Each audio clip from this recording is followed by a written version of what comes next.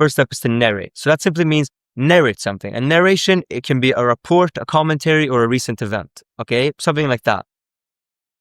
Or it could also be like a story or something, right? So that's what a narration is. So you narrate something. I'm drinking coffee. You're describing what you're doing right now. The coffee is hot. You're describing the coffee, right?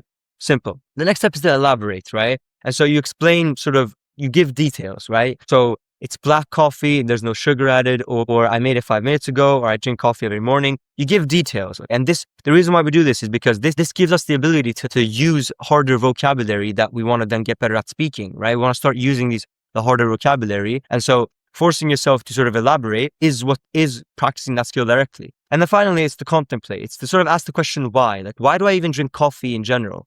And you can see that asking the question why forces you to use even more high-level vocabulary. And what you'll notice with this framework is that it actually reflects exactly what a conversation with a native would look like. Usually, almost every conversation starts with a narration. Then the native might ask you to elaborate. So they might ask you to give details. And then other times they might force you to contemplate. They might ask you, why you even do that, right?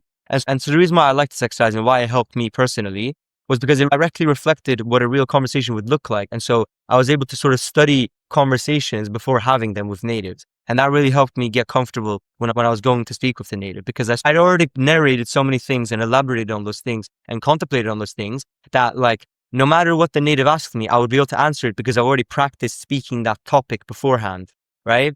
And that's why this exercise helped me a lot. If you're just starting out, I'd highly recommend checking out the Speedy Spanish Roadmap. It's a free course I created to help you start learning Spanish with these methods. And you'll find it in the first link in the description.